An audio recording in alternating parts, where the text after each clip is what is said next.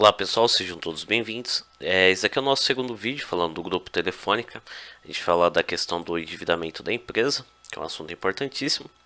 Nós vamos utilizar aqui o ano de 2020, mas para verificar a evolução histórica da questão do endividamento da empresa, a gente vai pegar o intervalo de 2011 a 2020.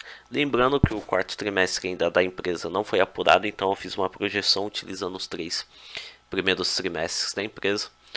Fazendo uma projeção aí do quarto trimestre, só para a gente dar uma continuidade, ter um estudo entre aspas mais completo. Bom pessoal, antes de mais nada, quem puder estar se inscrevendo no canal, agradeço demais, já vai contribuir para a quantidade de projetos. Tem meu Instagram e Facebook, o link está aí na descrição, quem quiser acompanhar vai ser muito bem-vindo. Lembrando que já foi, tem as outras análises dos outros fundamentos do grupo Telefônica, que é o balanço patrimonial e o demonstrativo do resultado do exercício. O link está aí na descrição, quem quiser acompanhar, tá muito legal também.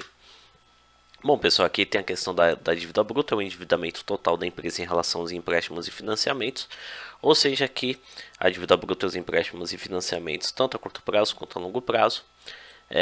Teve uma variação, ele deu uma barrigada aqui, começou a aumentar de 2011 a 2015 a questão do endividamento, começou a reduzir de 2016 a 2018, porém deu um salto do volume de endividamento em 2019 e deu uma pequena queda aqui em 2020. Bom, aqui a gente tem a questão da dívida líquida, a diferença entre a dívida bruta menos o caixa da empresa. Aqui a gente consegue medir a diferença entre essas duas contas. Quanto maior, quer dizer que a dívida é maior, a diferença da dívida está aumentando em relação ao caixa da empresa, que são os disponíveis. Quanto menor, quer dizer que o volume de caixa vem aumentando em relação ao volume de dívida da empresa. Então aqui o ideal, teoricamente, quanto menor, melhor. Bom, novamente ele fez a barriga aqui entre 2012 a 2015 e diminuindo aqui o volume de dívida em relação aos disponíveis de 2016 a 2018, porém deu esse salto aqui em 2019 e diminuindo essa diferença consideravelmente aqui em 2020. Bom, aqui a gente consegue avaliar como que está desmembrado a questão da dívida bruta. A barra azul é os empréstimos e financiamentos a curto prazo, a barra laranja é os empréstimos e financiamentos a longo prazo. Então a gente consegue avaliar aqui que num todo a maior parte do volume da dívida da empresa está alocada a longo prazo, como aconteceu aqui em 2011, 2012, 2013, 2014, 2015. 2016 foi uma exceção. O volume de dívida da empresa, que é o meu, a curto prazo, foi um pouquinho superior a longo prazo, mas voltou à normalidade de 2017, 2018, 2019 e 2020. Então isso aqui é um cenário ideal. O ideal é falando na questão operacional, a dívida a curto prazo, o menor volume, o ideal é estar a curto prazo, porque há tempo da empresa fazer caixa, né? Receber dos seus clientes, né, da conta de clientes, para poder ter caixa, para poder honrar esses empréstimos e financiamentos com tranquilidade. Agora, se o maior volume tivesse a longo prazo, há uma grande probabilidade da empresa não ter caixa suficiente para poder honrar esses compromissos e acabar se complicando e virando uma bola de neve em relação à dívida da empresa. Bom, para fazer uma alusão ao que eu falei anteriormente em relação ao caixa e a dívida a curto prazo, eu esbocei aqui um gráfico histórico de 2011 a 2020 dos empréstimos e financiamentos a curto prazo e os disponíveis, que são os caixas da empresa.